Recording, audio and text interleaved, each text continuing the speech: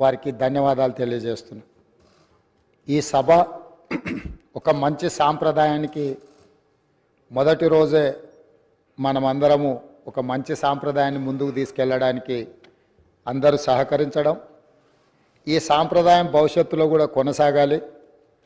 ఈ మంచి సాంప్రదాయము సభ సమన్వయంతో అందరి సహకారంతో ఈ సమావేశాలను మనం నిర్వహించుకుంటే తెలంగాణ ప్రజల యొక్క ఆకాంక్షను, తెలంగాణ ప్రజల యొక్క ఆలోచనను ఈ సభ ద్వారా పరిష్కరించడానికి అవకాశం ఉంటుంది. అదేవిధంగా గడ్డం ప్రసాద్ కుమార్ గారు నా సొంత జిల్లా, నేను ఎక్కడి నుంచి అయితే శాసనసభ్యుడిగా ప్రాతినిధ్యం వహిస్తున్నానో ఆ ప్రాంతం వాడు. వికారాబాద్కి చరిత్రలోనే గొప్ప పేరుంది. నిజాం సర్కారు ఉన్నప్పుడు చాలా రుగ్మతలు ఉన్న వాళ్ళకి వైద్య సహాయం అందాల్సిన వివిధ రకాల ఇబ్బందులు ఉన్న వాళ్ళందరినీ కూడా వికారాబాద్ గుట్ట మీద వైద్యం చేస్తే అందరికీ ఆ రుగ్మతలు తగ్గి సమస్యలు పరిష్కారం అవుతాయని తెలుసు. ఇప్పటికి కూడా అక్కడి వాతావరణం, అక్కడి గాలి, అక్కడి నేల ఒక మంచి వైద్యానికి ఉపయోగపడే ప్రాంతం. ఆ ప్రాంతం నుంచి వచ్చిన గడ్డం ప్రసాద్ కుమార్ గారు మన 3వ శాసనసభకు స్పీకర్గా ఎన్నిక కావడం ద్వారా సమాజంలో ఉన్న ఎన్నో రుగ్మతలను, సమస్యల్ని ఈ సభలో వారి నాయకత్వాన చర్చ జరిగి పరిష్కారం అవుతుందని చెప్పి నేను స్పష్టంగా భావిస్తున్నాను, ఆశిస్తున్నాను. అదేవిధంగా వారు అతి సామాన్యమైన కుటుంబం. వెనుకబడి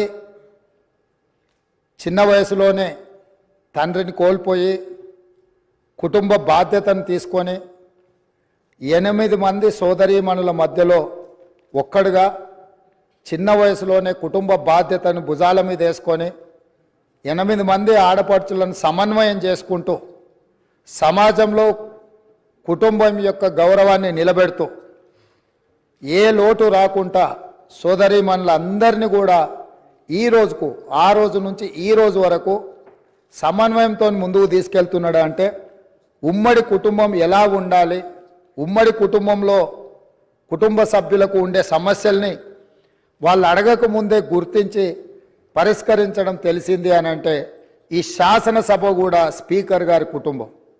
మనందరం కూడా వారి కుటుంబంలో సభ్యులం. అది ప్రతిపక్షమో పాలకపక్షమో విపక్షమో అనే విభేదాలు లేకుండా సభ్యులు అంటే ఈ సభ యొక్క సభ్యులు.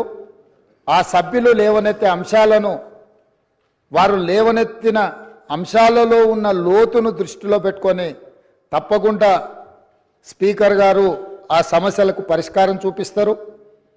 ఒక కుటుంబాన్ని, ఉమ్మడి కుటుంబాన్ని నడిపించడం, సమన్వయం చేయడం, సమాజంలో ఆ కుటుంబం యొక్క గౌరవాన్ని నిలబెట్టడం తెలిసిన వ్యక్తులు ఈ సభకు సభాధ్యక్షుడు అయిందంటే మన అందరి యొక్క హక్కులను తప్పకుండా వారు కాపాడతారు. అదేవిధంగా వారు రాజకీయ ప్రస్థానం, స్థానిక సంస్థలు ఒక ఎంపీటీసీగా వారి రాజకీయ ప్రస్థానం మొదలయ్యి అక్కడి నుంచి వారు ఎంపీపీ అవ్వడం, 2008 ఉప ఎన్నికలలో శాసనసభ్యుడిగా ఎన్నికవ్వడం, 2009లో తిరిగి వారు శాసనసభ్యుడిగా ఎన్నికవ్వడం, తర్వాత వారు మంత్రిగా సేవలు అందించడం, హ్యాండ్లూమ్ వీవర్స్కి వాళ్ళకున్న లోన్లు కానీ లేకపోతే వాళ్ళ సమస్యలను పరిష్కరించడంలో క్రియాశీలక పాత్ర పోషించడము, వారు మంత్రిగా ఉన్నప్పుడు వికారాబాదును శాటిలైట్ టౌన్గా గుర్తించి కీర్తిశేషులు పెద్దలు జైపాల్ రెడ్డి గారు అర్బన్ డెవలప్మెంట్ మినిస్టర్గా ఉన్నప్పుడు ఢిల్లీకి వెళ్ళి వారితో మాట్లాడి వికారాబాద్ పట్టణాన్ని శాటిలైట్ టౌన్గా గుర్తించి 2200 కోట్ల రూపాయలు మంజూరు చేయించి అక్కడ అభివృద్ధి కార్యక్రమాలను ముందుకు తీసుకెళ్ళి ఆ రోజు వారు అక్కడి ప్రజల యొక్క సేవలో వారు ముందున్నారు. అదేవిధంగా అక్కడ మెడికల్ కాలేజ్ కావాలని వారే ఆ రోజు ఆ ప్రతిపాదన తీసుకొచ్చి ఈరోజు మెడికల్ కాలేజ్ మంజూరు అయింది. ఇంకా స్టాఫ్, ఇతర అంశాలు కూడా కొన్ని ఉన్నాయి.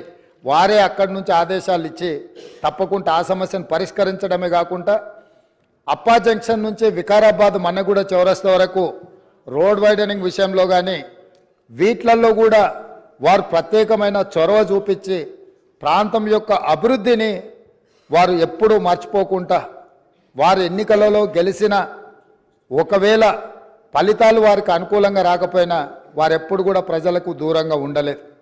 కాబట్టి ఈరోజు గడ్డం ప్రసాద్ కుమార్ గారు లాంటి వ్యక్తులు సునిశ్చిత దృష్టితో, సమస్యల అవగాహనతో, సభ్యుల సమన్వయంతో ఈ శాసనసభను వారి నాయకత్వంలో మనందరం ఒక ఆదర్శవంతమైన శాసనసభగా నడిపించడానికి వారి పూర్తిగా మన అందరికీ దశ దిశ నిర్దేశిస్తారు.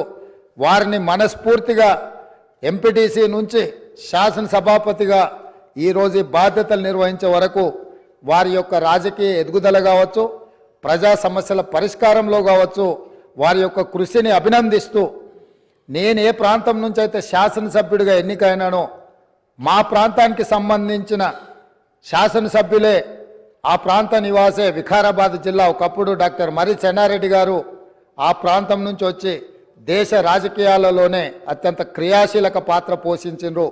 ఆ ప్రాంతం నుంచి వచ్చిన గడ్డం ప్రసాద్ కుమార్ గారు ఈ సభ అధ్యక్షుడిగా ఎన్నికవ్వడం, ఈ ఎన్నికవ్వడానికి సహకరించిన మిత్రపక్షాలన్నిటినీ, ప్రతిపక్షాలన్నిటిని కూడా మరొకసారి అభినందిస్తూ, మనస్ఫూర్తిగా వారికి అభినందనలు తెలియజేస్తూ, ఈ సభలో సభ్యుల యొక్క అందరి హక్కులను వారు కాపాడతారనే నమ్మకంతో వారి అభినందిస్తున్నాను.